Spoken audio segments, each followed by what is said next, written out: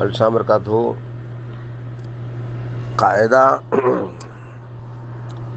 جو ہے نس کے قائم کرنے کے لیے ہوتا ہے، تو ظاہر بات ہے کہ اس نس کے قائم کرنے میں کوئی دوسرا نس مرجوع بھی ہو سکتا ہے، تو یہ تو ایک بلا وجہ کی بات ہے کہ قاعدہ اس سے ہے اور وہ اس سے قاعدے سے نہیں ہے. یہ سب باتیں صحیح نہیں ہیں. قاعدہ اپنی جگہ پر قاعدہ ہے اور وہ کسی چیز سے ٹکراتا نہ ہو. صحیح جو نبی صلی اللہ علیہ وسلم نے سنیچر کے روزے کی ممانعت میں اسلوب اختیار کیا ہے، وہ عید کے روزے میں بھی وہ اسلوب اختیار نہیں کیا. لا تصوموا السبت الا فيما افترض عليكم فإن لم يجد أحدكم إلا لحاء عنب أو ذا كرم فليمضغه اور یا فلیفطر علیہ، یعنی یہ ثابت کر دے کہ میں روزے سے نہیں ہوں.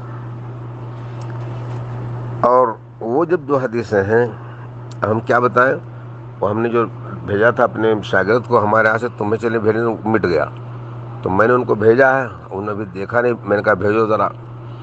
ایک چیز ہوتی ہے دلیل مستقل، ایک ہوتی ہے دلیل اقتران. دلیل اقتران ضعیف دلیلوں میں سے ہے، جس میں بھی جو دلیل آئی ہے یا تو جمعہ سے پہلے ہے یا جمعہ کے بعد ہے، تو یہ تو جمعہ کے تابع ہو گئی. اور ایک حدیث میں آیا ہے کہ کیا کل جمعہ رکھا تو میں نے روزہ رکھا تھا؟ کہا نہیں. کہا کہ کھاؤ. تو یہ بھی دلیل اقتران ہے. اقتران کی دلیل حدیث سب سے ضعیف دنیا میں ہوتی ہے اصول حیثیت سے. اس کے مقابل میں جو مستقل ہو، مستقل یہ ہے کہ لا تصوموا السبت الا فيما افترض عليكم، اور دوسری حدیث سے صیام السبت لا لک ولا علیک، یعنی وہ لغو کام ہے، اور لغو کام کسی چیز سے ملانے سے صحیح نہیں ہوتا. اللہ کے رسول نے دیگر روزے میں کہیں نہیں کہا کہ یہ لغو کام ہے. آپ نے کہا کہ جمعہ کا خاص روزہ نہ رکھو، بلا پہلے رکھے،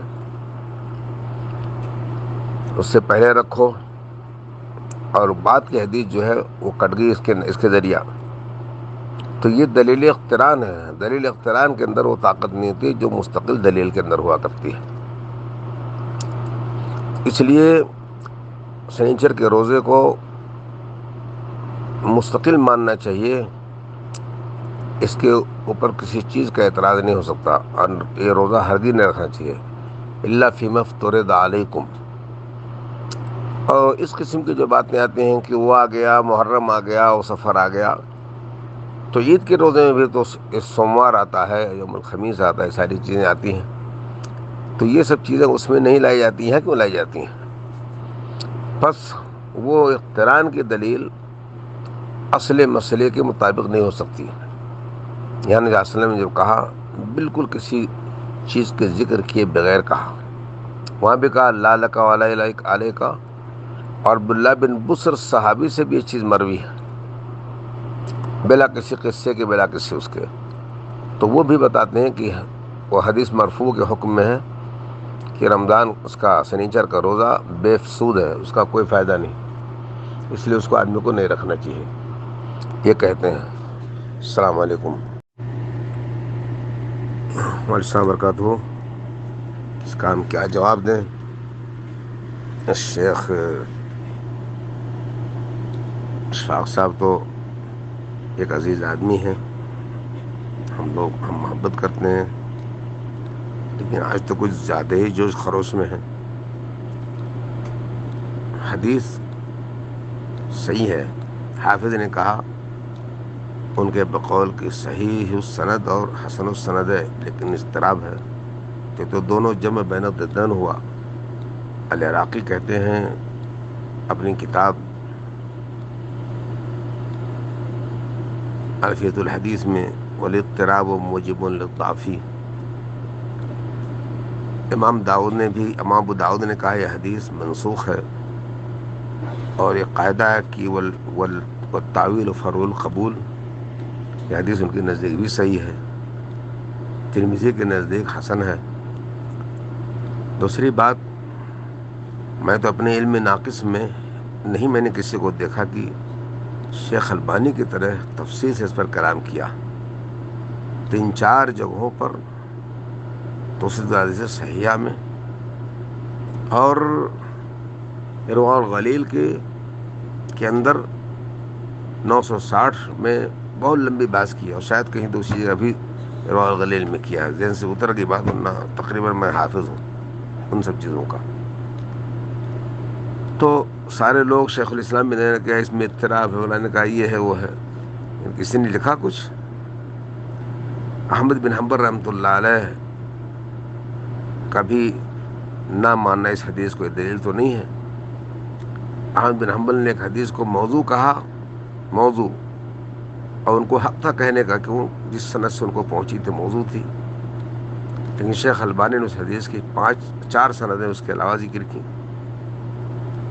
یہ موضوع ہے، اس کے بعد جو ہے ایک ضعیف ہے، ایک حسن ہے، ایک مرسل صحیح، ایک صحیح ہے۔ تب اس لیے اس رد کیا جائے کہ امام احمد بن حنبل نے کہا، رد کیا۔ ہم لوگ تو اہل حدیث ہیں، ہم لوگوں کو تو اس جوش میں نہیں آنا چاہیے، لیکن ہندوستان بھی اب جا رہا ہے، پکڑنے والے لوگ نہیں ہیں، کم ہوتے جا رہے ہیں۔ میں تو بہت خوشی سے اس کو سن رہا تھا کہ یہ انشاءاللہ اسی صف کی طرف جائیں گے۔ دلیل اقتران اسلام میں ضعیف دلیلوں میں سے ہے باجماع الامہ، اور دلیل مستقل سے کا معارضہ دلیل اقتران سے نہیں کیا جا سکتا۔ ہر جگہوں پر سنیچر کا ذکر آیا ہے، اس سے پہلے یا اس سے پہلے یا اس کے بعد کے ساتھ۔ مثلا آپ نے فرمایا کہ جمعے کے دن کا روزہ نہ رکھو الا کہ اس سے پہلے ایک دن یا اس کے بعد ایک دن۔ تو اس حدیث کے اندر تو یوم الخمیس اور سنیچر دونوں ایک ہوا، برابر میں دونوں کا ایک درجہ ہوا، جبکہ ان میں سے کوئی اکثر لوگ کہہ رہے ہیں کہ ہاں تنہا نہیں رکھنا چاہیے، اس کو ملا کر کے رکھنا چاہیے۔ تو یہ حکم کیا یوم الخمیس کے لیے بھی ہے؟ بس جو چیز اقتران میں ذکر کی جائے اس کی اہمیت نہیں ہوتی ہے اس کے مقابلے میں جس کے بارے میں واضح ہو۔ عبداللہ بن بصر کی حدیث مستقل میں ان سے فتویٰ پوچھا گیا تو کہا کہ سنیچر کا روزہ لغو ہے، لا لک ولا علیک، البتہ وہ موقوف ان کے اوپر ہے، اور ظاہر بات ہے کہ یہ موقوف بحکم مرفوع ہے، کیونکہ صحابی کو حق نہیں پہنچتا کہ جو عبادت جائز عموماً اس کو کہے لغو ہے۔ صوم داؤد کو کہتے ہیں بہت سے لوگ کہ جمہور کی دلیل ہے اور غافل ہو جاتے ہیں، صوم داؤد میں تو یوم السبت مستقل نہ جائے گا، کتنی مرتبہ مستقل نہ آئے گا، اور کتنی مرتبہ وہاں روزہ پڑے گا ہی نہیں۔ دوسری بات، جتنی ہے حدیثیں آئی ہیں کسی کا اس سے تعارض نہیں۔ دنیا جانتی ہے کہ یوم الاثنین یوم الخمیس کے روزے کی کتنی اہمیت ہے، لیکن اگر عید آ جائے، ایام تشریق آ جائے تو جائز نہیں اس کا رکھنا۔ اس لیے ہم لوگ تو خود ہی حاضر مبیح میں جب بات ہوتی ہے تو یا تو کسی کے منسوخ ہونے کی بات کرتے ہیں اگر دلیل ہو جائے تاریخ میں، ورنہ یہ کہتے ہیں کہ لا یجب بناء العام علی الخاص، عام سے اس خاص کو نکال لیا جائے گا۔ جتنے لوگ دلیل لائے ہیں وہ سب عموم ہے، اس کا جو ہے اس کی بنا اس خصوص پر کرنا ہے۔ مثلا ہر سال تو عرفہ اور عاشورہ نہیں آتا سنیچر کو، تو معلوم ہوا کہ اس کا آنا عام ہے، کبھی آتا اتوار، کبھی سوموار، کبھی منگل، کبھی جمعرات، کبھی جمعہ، کبھی سنیچر۔ تو 5-6 دن میں اگر آئے اور آپ کے پاس مطلب اس کی عادت ہے تو روزہ جمعہ کے بلا استثناء کے کسی دن بھی رکھ سکتے ہیں۔ تو 7 دن میں سے ایک دن کا نکالنا یہ جو ہے نصوص کا احترام ہے کہ ایک نص کو بالکل حذف کر دینا ہی اصل احترام ہے۔ یہاں پر تعارض ہے شکلی، کیونکہ عام خاص کی بات ہو تعارض نہیں کہلاتا. تعارض وہ ہوتا ہے جب دونوں لڑ جائیں اور آدمی یا تو یہ کہے تاریخ معلوم ہے کہ یہ ناسخ ہے منسوخ ہے، اور نہیں تو کہے گا تاریخ نہیں معلوم ہے. اس لیے حاضر اور مبیح میں اگر تعارض ہو تو حاضر کو مبیح پر مقدم کیا جاتا ہے. کیوں؟ حاضر میں نہیں ہے اور اس کے کرنا حرام ہے، گناہ ہے. مبیح میں اباحت ہے، کرو گے تو ثواب ہے، نہیں کرو گے تو کوئی بات نہیں، نہیں کچھ پاؤ گے، نہ گناہ پاؤ گے نہ ثواب پاؤ گے. لیکن اگر اتفاق سے آپ کرتے ہیں اور وہ حرامی اللہ کے نزدیک، تو آپ گناہ کے مستحق ہو گئے. زائد آپ کو معاف کر دیا جائے جہالت کے ناطے، تو یہ تو کوئی فخر کی چیز نہیں ہوئی.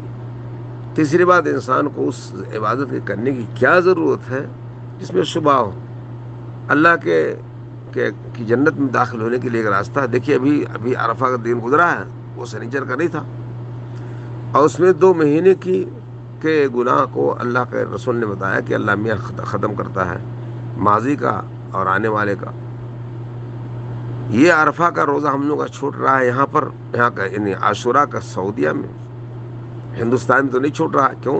لاس و منت تاس ہے، وہ ایک سبب ہے کرنے کا.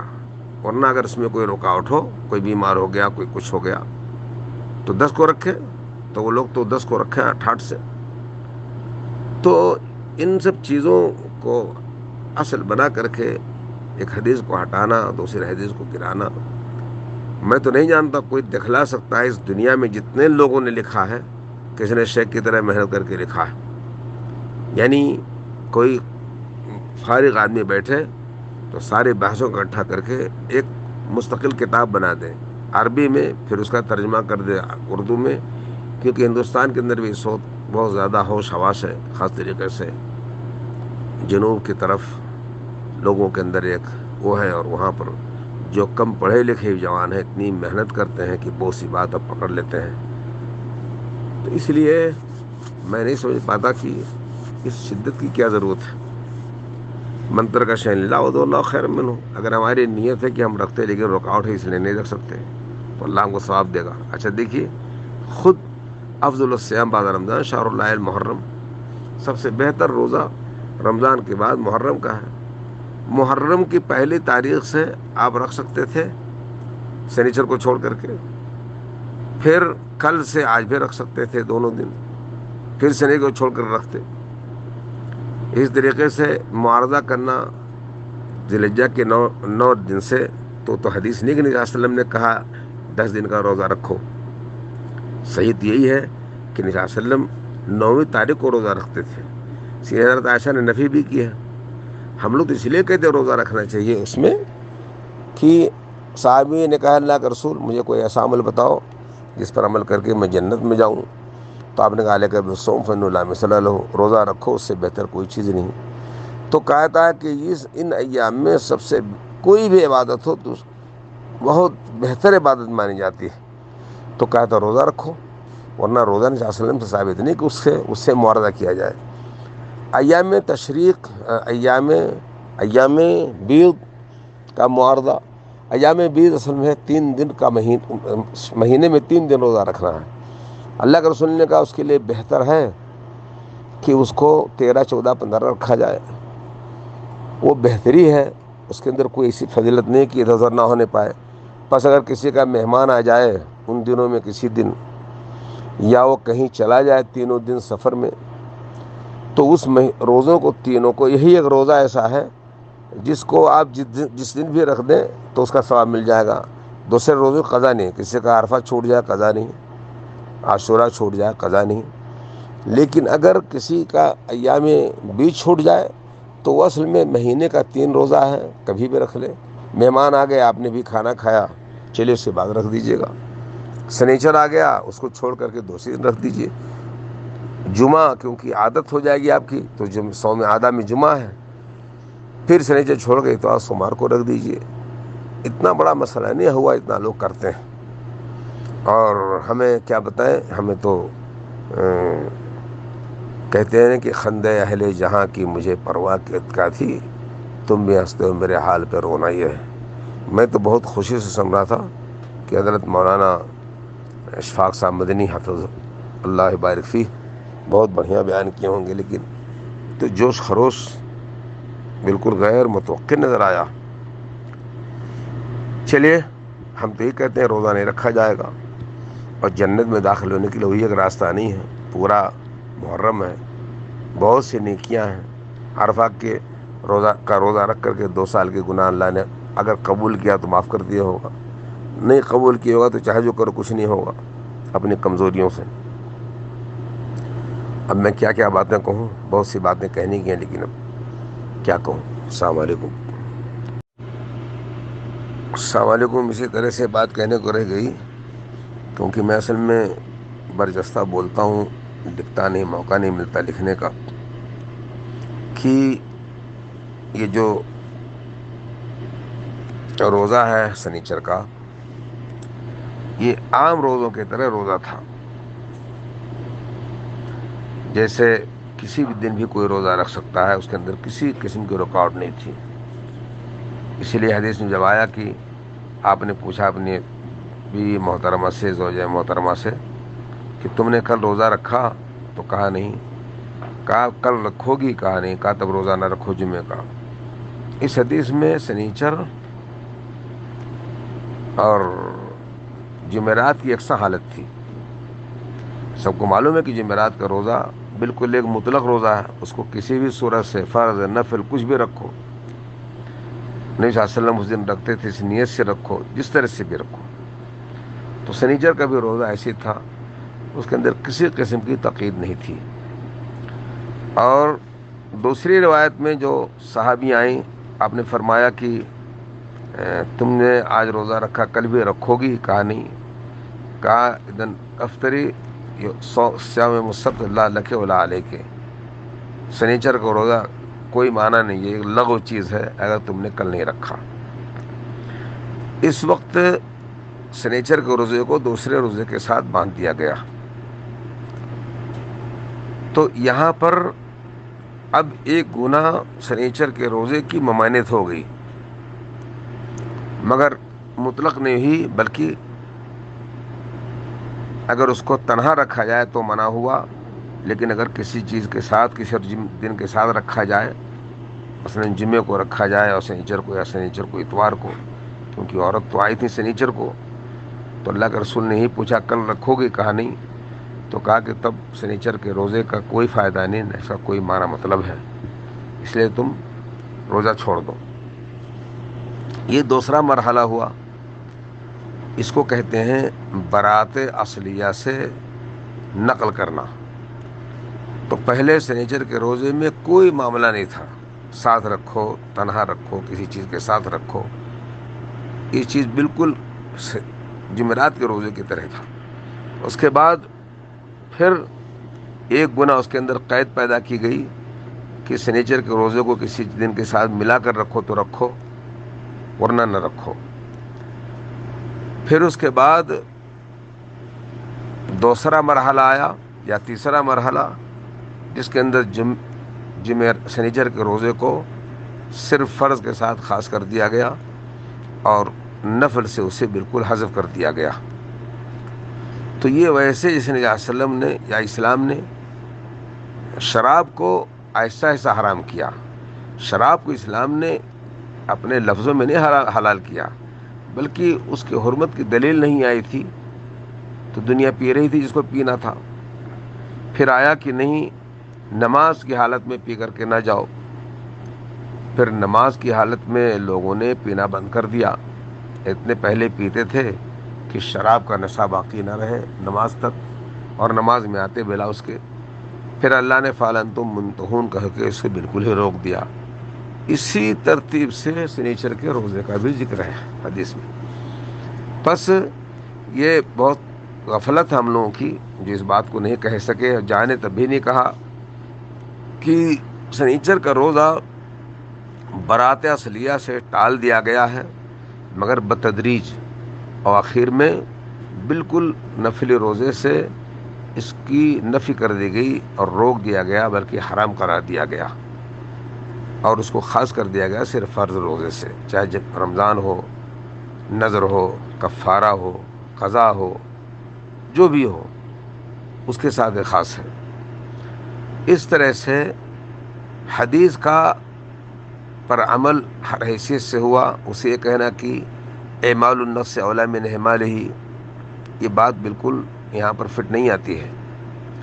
جہاں پر نس چھوٹ رہا ہو وہاں پر کہا جائے گا اعمال النفس اولا من اعمالہ۔